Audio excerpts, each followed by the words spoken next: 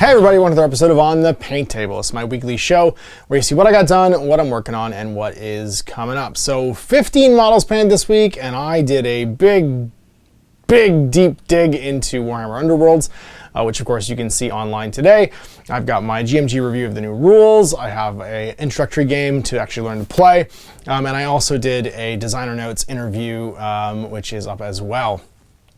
Which means I painted a lot of Underworld's warbands this week, and I dug out some more, and because I was so excited about them, I started picking away at new ones too. I also went and dug out some stuff for some future projects and got some cool new models in from Corvus Belly to show you as well. So let's take a look at what got done and what is coming up. So first things first, new this week, Warhammer Underworld's Gnarlwood, and you can hear me talk all about why I'm excited about this in the 3 other videos that went up today. But it did get me painting. Obviously, I wanted to paint up the starter set, which means the Sons of Elmorn, and of course the Gnarl Spirit Pack. These are the 2 new warbands in the box.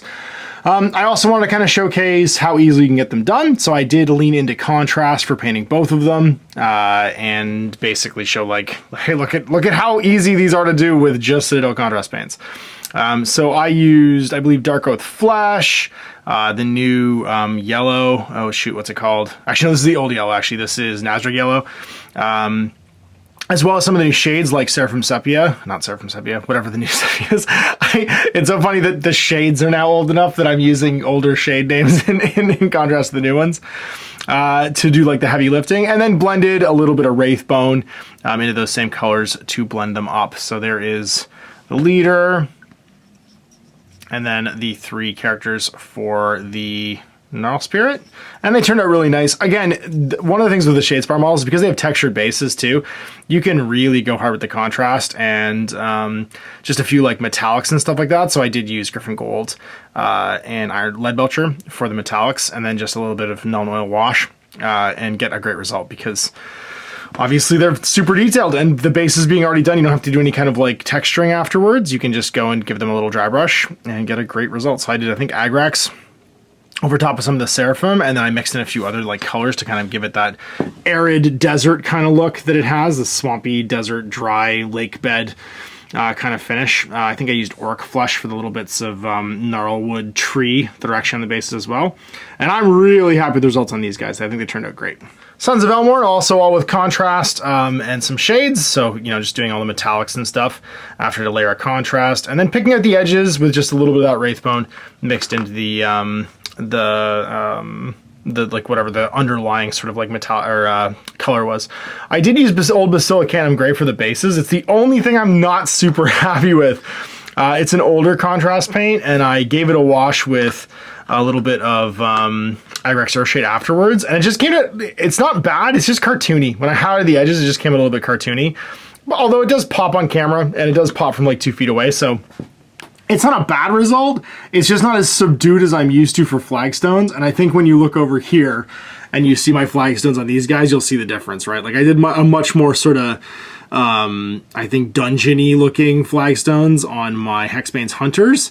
And maybe it's literally just the contrast of the contrast paints that's freaking me out. But I love the way they pop otherwise.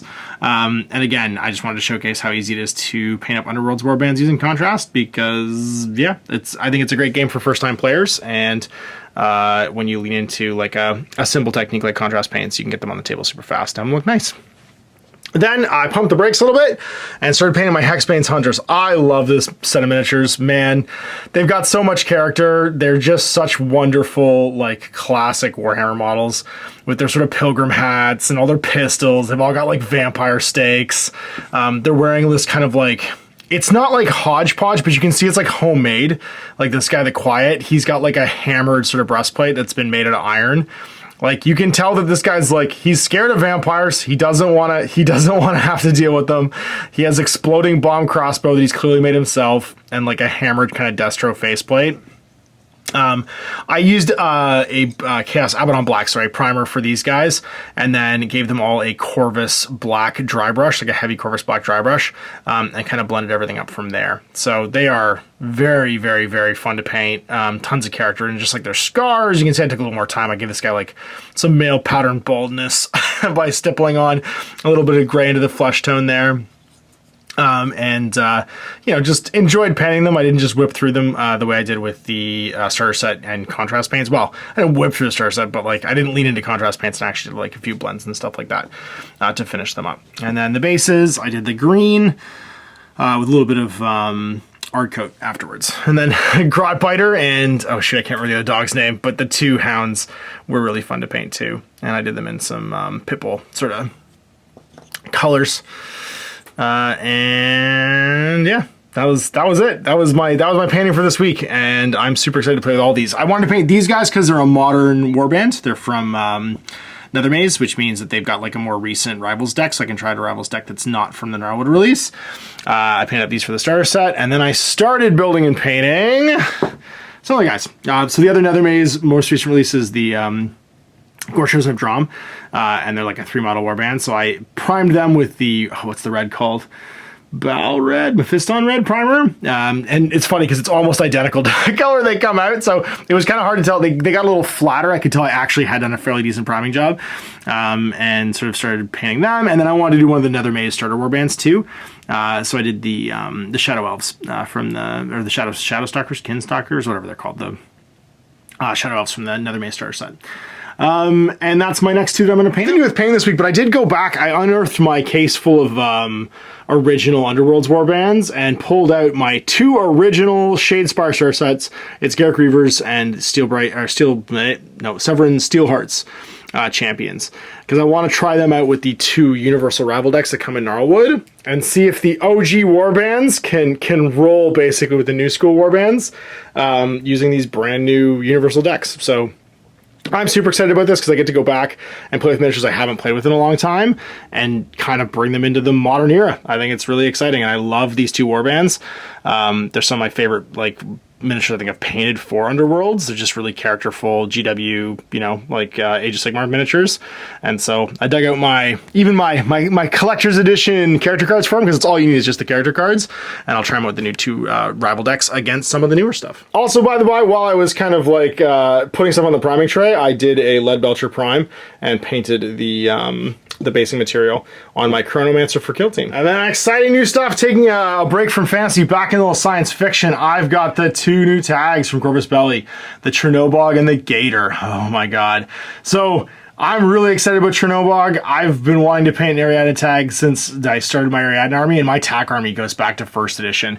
It was one of the first star sets we brought back from Gen Con that is their original 1st edition miniatures. My vet Kazakh is almost 20 years old now. So this is a great opportunity to do a new Ariadne army, which was my first love, my original army for Infinity, and have them actually like rock a tag, which I think is super exciting. ALF support pack is going to give me a sweet doctor to add to my fire teams for my vanilla ALF and also my OSS and my steel phalanx. I've got the new Kornak, which I'm very tempted to paint, although I did just paint the original Kornak too.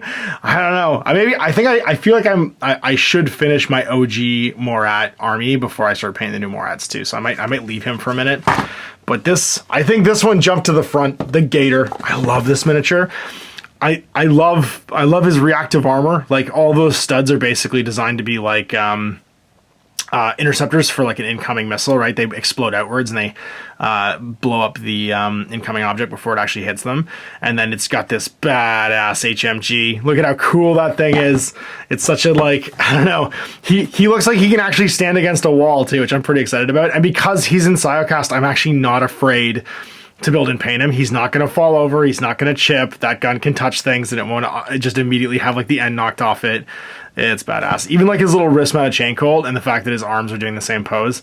I love any of the like old school Shirao style tags where you've got the arms mimicking movement where it's a man tag. And this one looks like it's going to be super fun to paint. So I think this is first, then probably these, because I want to keep working on my ALF stuff for the new edition.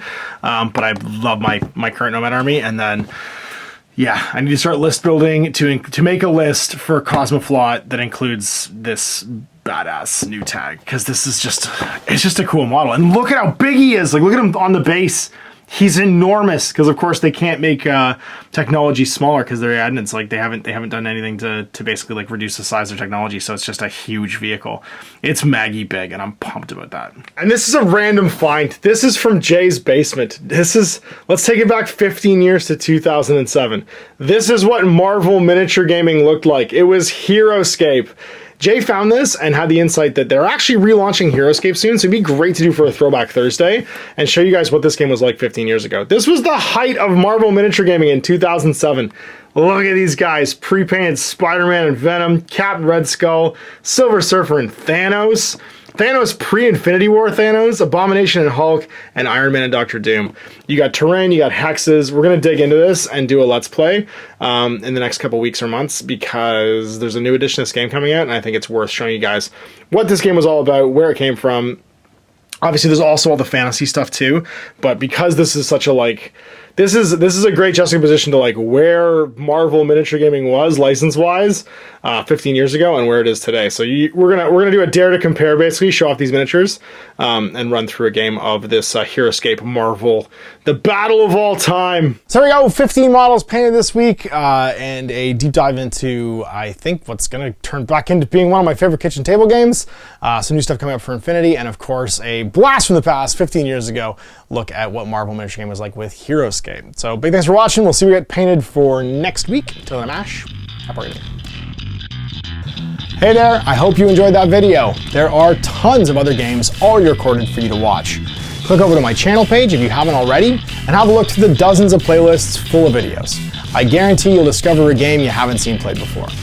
I put out new videos 7 days a week, and every day is themed to a different genre as I continue to explore the wider world of gaming. Of course, none of that's possible without you, the viewer, so click a like and subscribe if you'd like to stay on top of what's happening here daily. My two kids and I are massively grateful to be able to have the flexibility of this job so I can always maximize my time with them. If you want to support me continuing to put out this content, it's only possible because of my amazing backers on Patreon who support the studio, equipment, and model cost, as well as being how I make the bulk of my living. You can also help out by buying a t-shirt through Spreadshirt, a measuring gauge or widget from Death Ray Designs, or buying one of my games and supplements, like Last Days, Gamma Wolves, and Blaster. As a way of showing my appreciation, patrons get early access to new games and supplements that I write throughout the course of the year. Huge thanks for watching, it really does help out, and happy gaming.